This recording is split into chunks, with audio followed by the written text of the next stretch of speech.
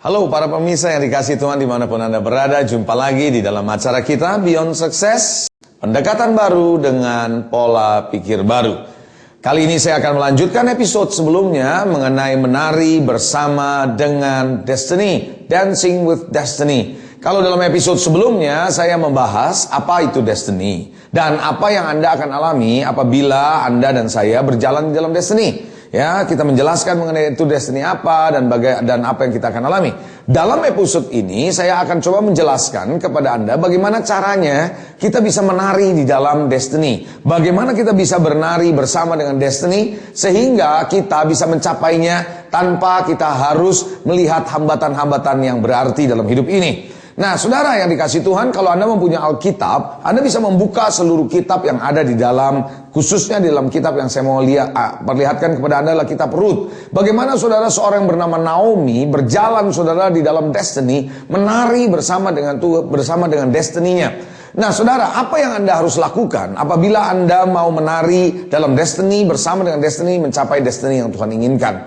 Yang pertama begini saudara, kalau Anda membaca saudara dalam cerita Naomi ini dan Rut tentunya, Anda harus belajar membedakan antara kebutuhan dengan Destiny. Kadang-kadang saudara, kita mencoba memenuhi kebutuhan-kebutuhan kita atau kebutuhan seseorang sehingga akhirnya itu menggantikan Destiny kita. Nah ini yang harus kita hindari supaya kita bisa menari bersama dengan Destiny kita. Saudara, karena apa? Karena kebutuhan sifatnya sementara. Kebutuhan kita, situasi kita itu sifatnya sementara pada hari-hari ini. Karena besok bisa berganti, minggu depan bisa berganti. Sementara Destiny yang kita jalankan sifatnya tetap, sifatnya permanen. Karena itu jangan biarkan kebutuhan-kebutuhan seseorang, kebutuhan kita sendiri yang sesaat ini kita justru selalu terfokus ke sana. Abraham dan kalau Anda lihat di dalam cerita Alkitab di dalam Kejadian, saudara, pasalnya yang ke-13, Anda bisa melihat, saudara, bagaimana saudara Abraham dan Ishak pergi ke Mesir. Kenapa? Karena adanya suatu kebutuhan. Sedangkan saudara, Tuhan tidak melihat kebutuhan mereka saja, tapi Tuhan mau mereka berjalan di dalam Destiny. Karena di dalam perjalanan Destiny ada saja kebutuhan-kebutuhan tertentu yang kita bisa perlukan di dalam perjalanan hidup ini. Nah itu sebabnya saudara, saya ajak saudara jangan biarkan Anda hidup karena kebutuhan, tapi berjalanlah di dalam Destiny. Anda lihat lagi dalam contoh di Alkitab seorang bernama Lot. Nah kalau Anda melihat seorang bernama Lot, Lot selalu saja saudara memilih-milih tempat seperti yang dia anggap baik, khususnya kelihatan seperti Mesir gitu, mirip dengan Mesir. Sekalipun sebenarnya Lot berjalan di dalam Destiny bersama dengan Abraham, tetapi saudara karena dia memilih hal-hal bersifat lahiriah, hanya kebutuhan-kebutuhan sesaat, apa yang terjadi? Maka dia akhirnya pun tidak mencapai Destiny. Walaupun sebenarnya dalam perjalanan bersama dengan Abraham, sedang berjalan bersama di dalam Destiny-nya Abraham. Itu sebabnya saudara hati-hati, jangan sampai membiarkan mata kita melihat hanya perkara-perkara yang kelihatan di luar saja, tanpa menyadari apakah kita sedang bergerak di dalam Destiny-nya Tuhan. Nah saudara yang dikasihi Tuhan, saya mau ajak saudara untuk melihat hal lain lagi saudara. Bagaimana saudara, apa yang Anda harus perhatikan kalau Anda mau berjalan atau menari bersama dalam Destiny Tuhan. Yang pertama adalah Anda harus tahu bahwa situasi saudara hari ini, kalau tadi adalah kebutuhan saudara, yang kedua ini adalah situasi Anda, keadaan Anda saat ini mungkin saja nggak cocok, nggak pas gitu dengan Destiny yang Anda ingin capai, yang Tuhan ingin Anda capai. Nah, menurut saya kalau situasi kita dan kondisi kita tidak pas, tidak kondusif, ini berarti adalah masa transisi menuju kepada sebuah Destiny. Coba katakan sama saya, transisi. Iya, kalau Anda tahu Tuhan Yesus lahir di mana? Di Bethlehem bukan? Dan dia tinggal di mana? Di Nazaret. Berarti saudara dia selalu pindah-pindah. Demikian saudara dalam mengejar Destiny-nya Tuhan Yesus, dia berpindah-pindah dari satu tempat ke tempat berikutnya. Bahkan ketika Yesus lahir, apa yang terjadi? Dia harus pindah ke Mesir. Nah saudara, itu sebabnya saudara, Anda dan saya, Anda harus belajar bahwa situasi kita sifatnya sementara dan itu adalah transisi belaka. Nah, saudara, Anda harus perhatikan bahwa kadang-kadang makanya dalam hidup ini Tuhan bawa kita berpindah dari satu tempat ke tempat yang lain, dari satu hal ke hal yang berikutnya. Sebenarnya bukan membuat kita jadi bingung, bukan, tapi Tuhan mau membawa kita bisa menari bersama di dalam Destiny-nya Tuhan. Kenapa? Karena keadaan-keadaan kita hari-hari ini bisa saja tidak ideal, dan itu berarti kita dibawa oleh Tuhan dari satu transisi ke transisi berikutnya untuk menuju kepada jalur yang tepat, yaitu apa? Destiny kita masing-masing. Saudara, yang ketiga, bagaimana caranya? Saudara bisa belajar untuk bisa menari bersama dengan destiny. Yang ketiga ini juga Anda harus perhatikan baik-baik, sebagaimana nama program ini yaitu Beyond Success. Yaitu yang ketiga, jangan pernah mau berhenti hanya pada posisi sukses atau posisi Anda diberkati saja. Nah, jangan pernah mau berhenti. Nah, di dalam episode sebelumnya saya menceritakan bagaimana di dalam Kejadian pasal 11 31 sampai 32 seorang bernama Tera, ayahnya Abraham, berhenti di Haran. Kenapa saudara? Karena pada hari itu saudara dia merasa mengalami apa yang dia trauma di masa lalu atau kekecewaan di masa lalu karena anaknya Haran mati. Nah saudara, itu adalah masalah kekecewaan, membuat dia berhenti. Sama dalam hal kesuksesan juga bisa membuat kita berhenti. Kita mau menikmati sukses lalu kita berhenti. Jangan berhenti karena berkat, jangan berhenti karena sukses. Apabila Anda berhenti di dalam suatu titik yang namanya sukses, kita akan kehilangan destiny saudara. Kita harus belajar beyond success. Sekali lagi katakan sama saya, beyond success. Amin. Saudara, Lot berhenti di mana? Di Sodom dan Gomora. Ketika dia berhenti di Sodom dan Gomora, suatu tempat yang dia rasa sudah nyaman, dia kehilangan semuanya. Padahal Tuhan mau bawa dia ke arah yang berbeda. Hal yang keempat, bagaimana saudara dan saya bisa belajar menari bersama dengan destiny? Yang keempat, keputusan-keputusan Anda, pola hidup Anda itu menentukan. Keputusan yang buruk, pola hidup yang tidak akurat di dalam Tuhan, itu bisa membawa kita dan orang-orang yang kita pimpin, kalau kita menjadi seorang pemimpin, yaitu apa? Membawa mereka kehilangan kepada destiny. Kita juga kehilangan destiny. Kenapa? Keputusan kita buruk. Kenapa? Pola hidup kita buruk. Coba perhatikan saudara Eli dan dua anaknya. Imam Eli maksud saya. Nah, Imam Eli saudara mempunyai keputusan-keputusan dan pola akurat sesuai dengan firman Tuhan. Harusnya anak-anaknya itu ditegur, dinasihati, didisiplin, tapi dibiarkan. Dan apa yang terjadi? Kedua anaknya kehilangan destiny yang sebenarnya Tuhan inginkan. Saudara, demikian juga seorang yang bernama Rehabeam, anaknya dari Salomo. Saudara, anak Salomo, Rehabeam ini juga pada akhirnya membuat kerajaan di bawah dia terpecah menjadi dua. Kenapa? Karena dia mengikuti nasihat dan mengambil keputusan yang salah berdasarkan apa? Nasihat orang-orang muda yang sebaya dengan dia. Padahal nasihat dari tua-tua atau para sahabat penasehat dari bapaknya Salomo itu memberikan nasihat yang berbeda. Tetapi dia mengikuti nasihat dari sahabat-sahabat yang sebaya, saudara, yang seumur dengan dia. Nah, ini yang membuat keputusan yang buruk. Dan pada akhirnya kerajaan terpecah menjadi dua. Saudara yang dikasihi Tuhan, kalau Anda sebagai seorang pemimpin dimanapun Anda berada, yang menyaksikan program ini, apakah Anda seorang gembala sidang, apakah Anda seorang penginjil, apakah Anda seorang pendeta, dimanapun Anda berada, Anda harus punya pola hidup yang akurat, selaras dengan firman Tuhan, dan harus belajar mengambil keputusan-keputusan yang benar, yang ilahi, yang bukan hanya sesaat, tapi Anda melihat dalam kaitannya dengan destiny kita bersama dengan Tuhan. Nah, yang kelima, bagaimana saudara Anda dan saya bisa belajar untuk bisa menari bersama dengan destiny kita. Yang kelima, hati-hati dengan hal-hal yang akan mengikat kita di masa yang akan datang. Saya ulangi sekali lagi, ini penting nih Anda perhatikan baik-baik ya. Anda dan saya harus hati-hati dengan keputusan yang bisa mengikat kita di masa-masa yang akan datang secara permanen. Contohnya apa? Contohnya pernikahan.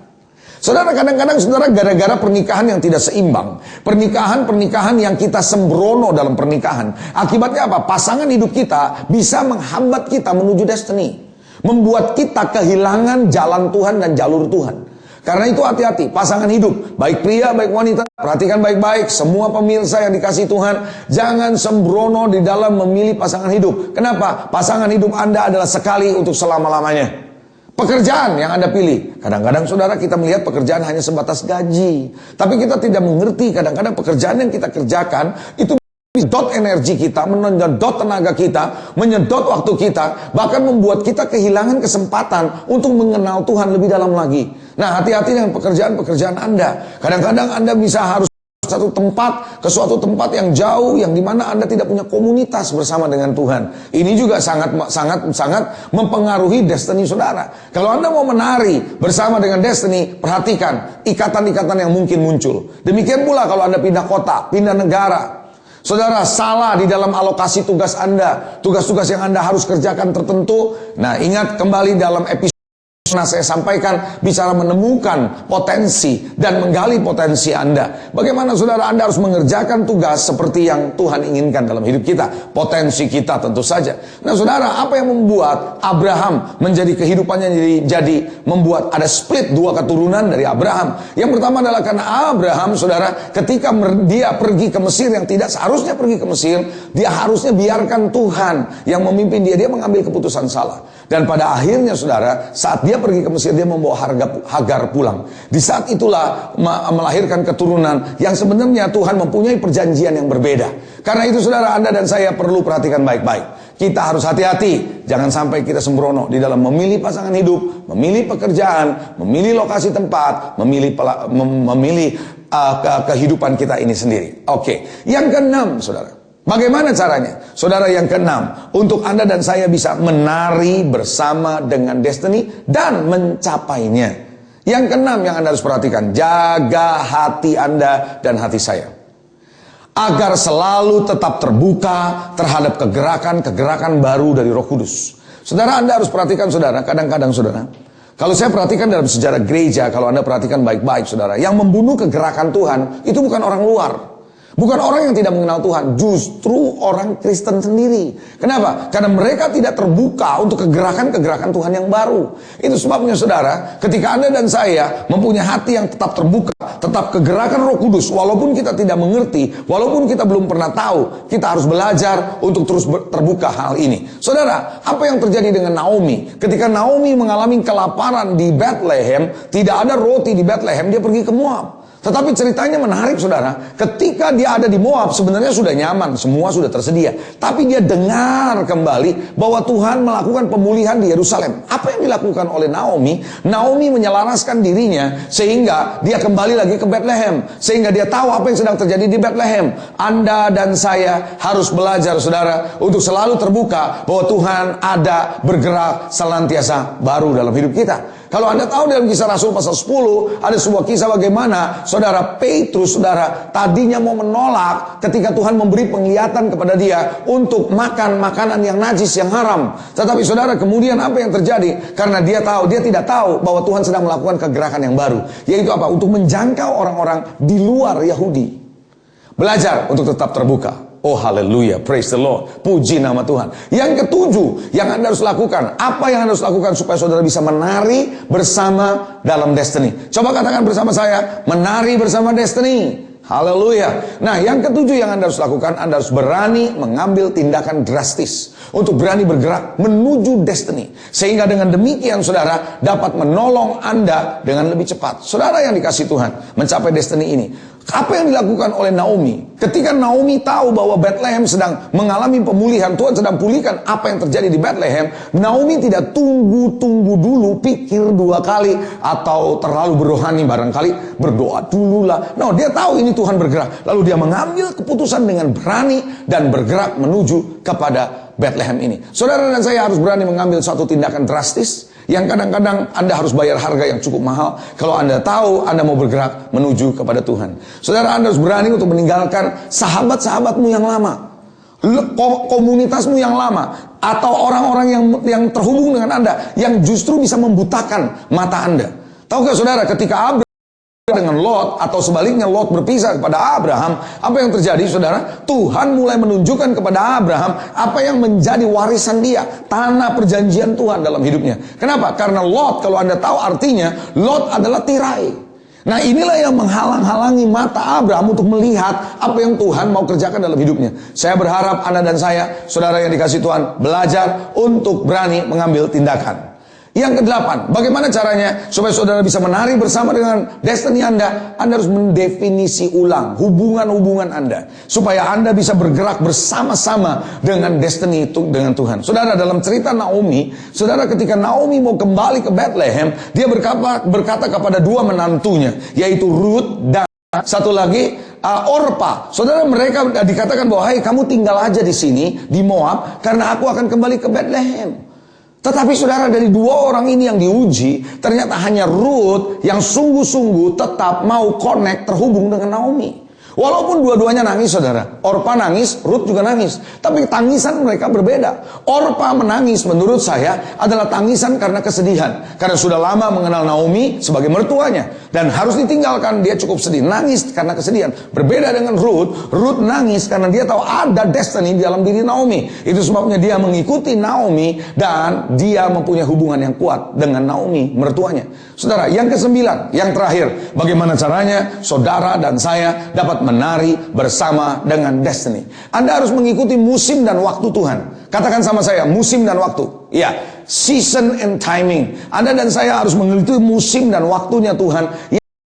Karena ketika Anda berada dalam musim Tuhan, berada dalam waktu Tuhan, Tuhan akan mengadakan akselerasi dalam hidup saudara. Itulah sebabnya saudara, begitu pula dengan cerita tadi Naomi, saudara, Naomi dan Ruth kembali saudara ke Bethlehem. Kenapa? Karena timing yang akurat. Karena di saat itu Tuhan sedang melakukan pemulihan. Di saat itu Tuhan sedang melakukan sesuatu yang tadinya tidak ada roti, Tuhan sedang pulihkan. Saudara, tahukah saudara kalau Tuhan sedang bergerak, jangan tunggu lama-lama. Masih ingat cerita dalam perjanjian lama ketika Tuhan memimpin bangsa Israel menuju negeri Kanaan? Tuhan memimpin lewat apa? Tiang awan dan tiang api, bukan? Nah, lewat tiang awan, tiang api ini, itu ada timing. Kapan Tuhan berhenti, kapan Tuhan bergerak. Mereka sebagai umat Israel harus mengikutinya. Itu sebabnya saudara, timing Tuhan, waktu Tuhan, musim Tuhan, itu sangat menentukan. Membuat Anda maju menuju destiny dan masa depan Anda. Karena itu saudara, jangan biarkan timing dan waktu ini terbuang dengan sia-sia. Saya percaya saudara, Anda dan saya akan menuju kepada destiny kalau Anda ikutin 9 hal yang saya ajarkan ini. Karena itu saudara, sampai jumpa di dalam episode kita berikutnya. Saya percaya Anda akan belajar berjalan dalam destiny. Dan Anda akan menjadi orang yang bukan cuma sukses. Katakan sama saya, beyond success. Amin. Sampai jumpa dalam episode berikutnya. Tuhan Yesus memberkati.